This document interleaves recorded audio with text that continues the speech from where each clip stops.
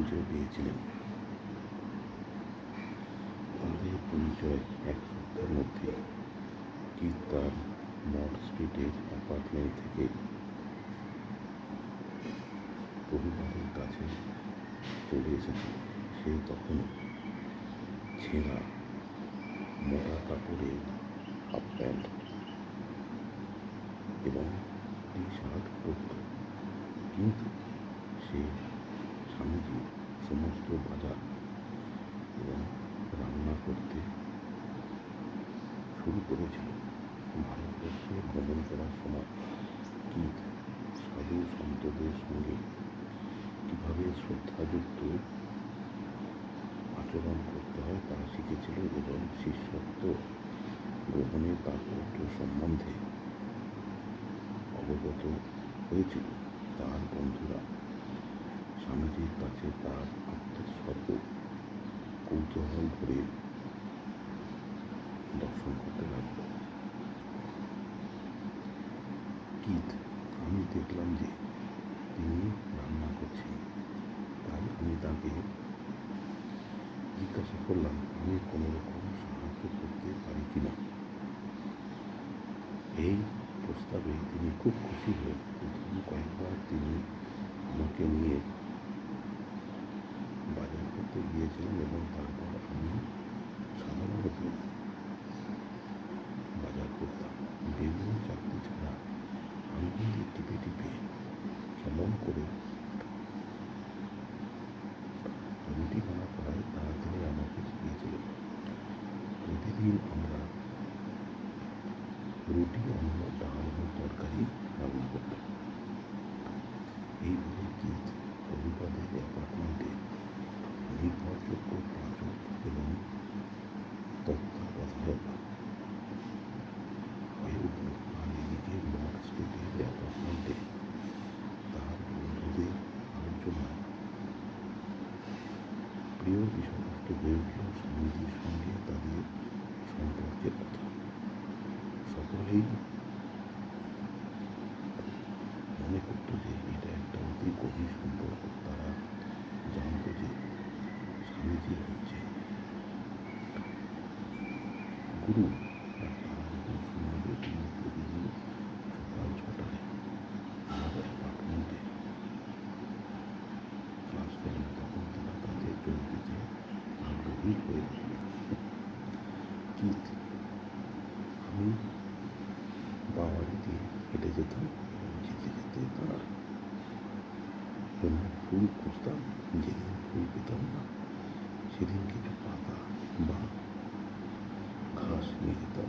সকালবেলা তার ওখানে যেতে আমার খুব ভালো লাগতো। হট হরে কৃষ্ণ মহামন্ত্র জপ করতে করতে আমি খুব দ্রুত গতিতে স্বামীজির ওখানে হেঁটে যেতাম।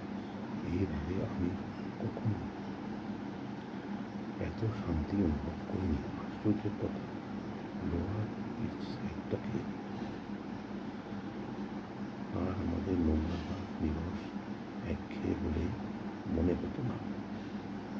ফুটপাত আর বাড়িগুলিকে মনে হতো যেন ঝলমল করছে। আর খুব ভোরে ধোঁয়া আর কুয়াশার আবরণ পড়ার আগে আকাশটা লাল আর সোনালি আলোয় রঙিন হয়ে উঠত। যাক, আমি কিছু আঙ্গুর নিয়ে স্বামীজির দোরগোড়ায় এসে দাঁড়ালাম। এই সবই আমার কাছে সম্পূর্ণ নতুন। আগে আমি সব সময় নিউ ইয়র্কে সৌন্দর্যমণ্ডিত ম্যাকডুগাল স্ট্রিটের দিকে, বোহেমিয়ার দিকে ঘোরাফেরা করতাম। এখন আমি দোকানপাট ভর্তি বাজার অঞ্চলে লোহার সাইডের দিকে হেঁটে চলেছি, যেখানে উদ্ভট মানবতান্য অন্তর্ভুক্ত সমস্ত ছেলেমেয়েদের আড্ডা। সেখানে চিত্রশিল্পী বা সঙ্গীত বিশারদদের কোনো জগৎ নেই। আছে কেবল কতগুলি সাদা কাটা বাড়ি। কিন্তু কি জানি কেন সেই ওই সুন্দরময় পরিবেশের বাইরে হৃদয়ে চেতনার সবচাইতে সমৃদ্ধ এক আকর্ষণ ছিল।